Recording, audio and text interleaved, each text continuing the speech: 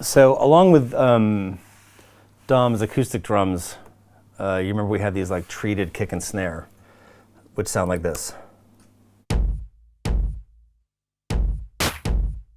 That's really the backbone of the song. So those kind of dominate the live kit.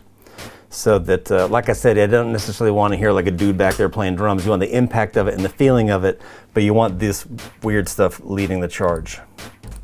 So we're going to balance that in with the drums. So now that sounds like the track. Interestingly, if you mute these two and you turn up his acoustic drums, it's a completely different song. But to be fair, his acoustic drums were designed to go on top of these things. So if we had him play a full drum set with a hi-hat, it might sound cool, but it's just that it wasn't the approach we had in mind. So his acoustic drums are being fed into the parallel compression. These samples are not right now because they're already so treated. Let's see if we want that. I don't even know.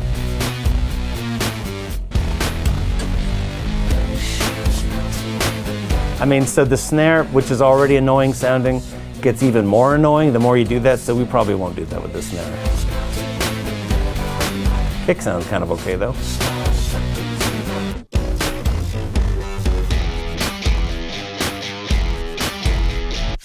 Definitely starting to lose the, so we're gonna turn that up.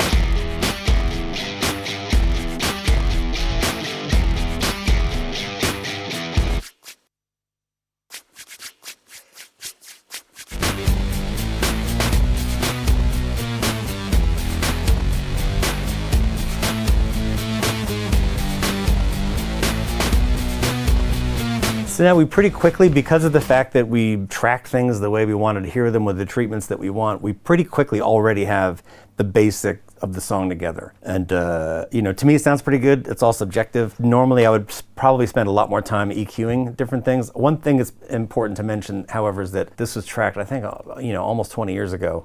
And converters just sound way better now. So you don't really need to work over the song as much as you used to have to do on a console, because the playback just, it already sounds better.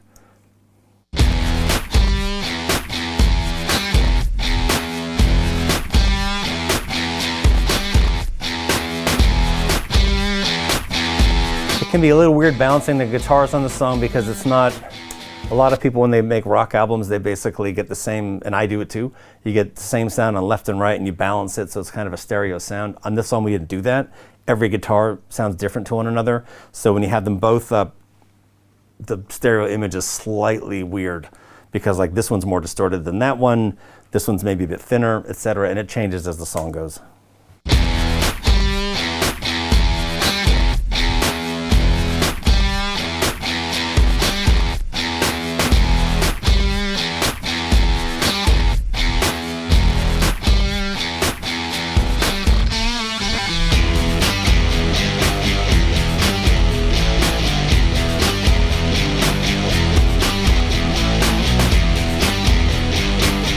So if you listen to it without the vocals, you have basically like, this is kind of a 1-4-5 blues song, and the idea was that, like Prince would do on Kiss, that's a 1-4-5 blues progression. But you make it weird enough, and even though it's a progression you've heard a million times in your life, it gives it a new identity. At least that was the goal anyway.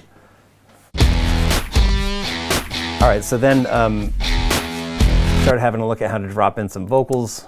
The song's got this long intro here. And then the verse comes in, and we've got Matt's vocals here.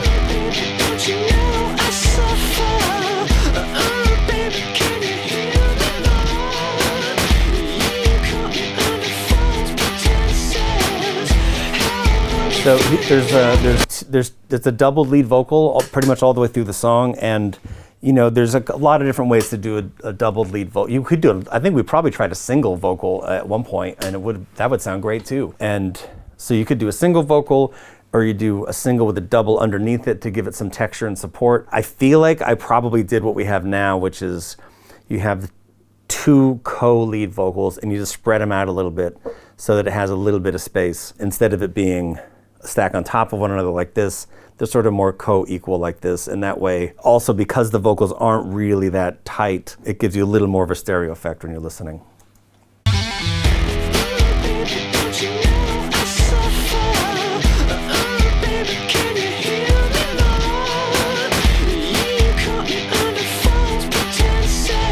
I wasn't at the time doing a lot of like compression and stuff in the computer. So to kind of keep it in the spirit of how this is done, we're just using a little bit of board compression on here, and we'll use some parallel compression on the vocals. And then we also send the lead vocal to an H3000 as like a sort of like a chorusing thing. It's like a patch called layered shift that I like to use. A lot of people use micro pitch shift. Layered shift is kind of similar, which I have on the cues here. So as you turn that up, you can really hear that chorusing effect. You just dial it back a little. And then if we add some parallel compression off the lead vocal, which is going to the Vera Muse.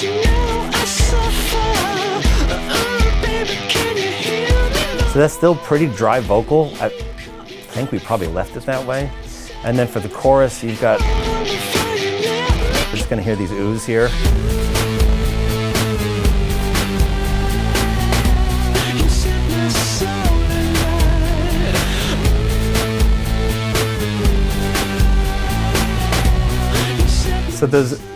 So he's doing those oohs in between the lead vocal. We did a separate pass of those, and then I like to have a different delay on each of them instead of just having like one big delay. When I mix this, I would have had 2 different analog delays on each of those oohs so that it really widens it. And each of them are like kind of blurry and not necessarily in time with each other. I think it's great that something like Soundtoys Echo Boy has basically like you can hit a button and it syncs to the track, but it's definitely worth it to sometimes turn that off and just use your ears and dial it in until it sounds cool. All right, so we've heard the verse like 900 times now. Let's move on here to the chorus.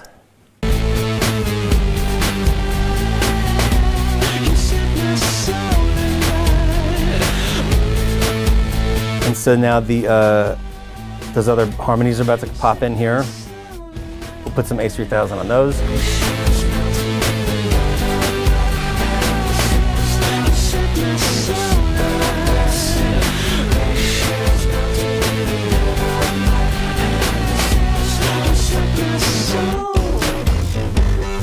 Okay, so the backing vocals, compared to the album version, you can hear that the backing vocals, that Marvin's a bit hot.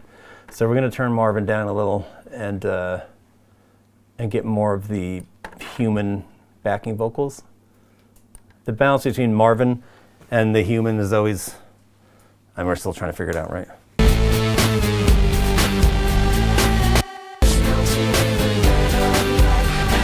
That sounds better.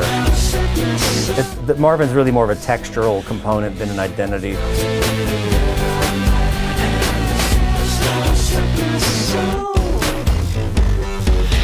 So the Teen Wolf vocoder break, we spend a bunch of time making that sound totally insane, and so what you want to do is turn that up as loud as you can possibly get away with.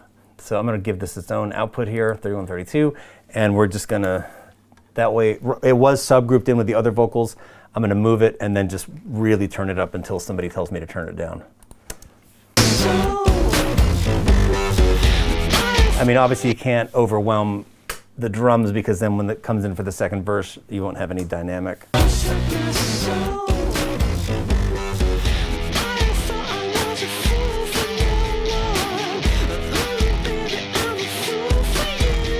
So again, in the verse there's no bass. The guitar is pretty much monophonic, right, with the vocal, and then in the chorus it all spreads out. So it gets wider and the bass comes in.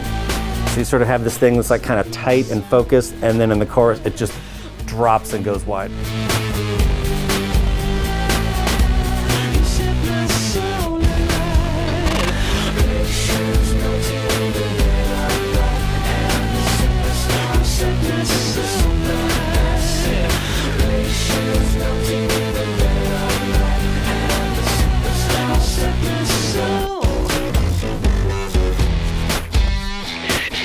And then here's the re-intro with the Sansamp vocal.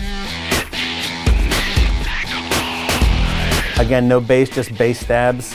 And then here comes the section that when we were mixing didn't have a solo and we didn't know what to put here. It was just like a long jam. So anyway, so you put in the solo here. And then at this point, you're mostly through the song.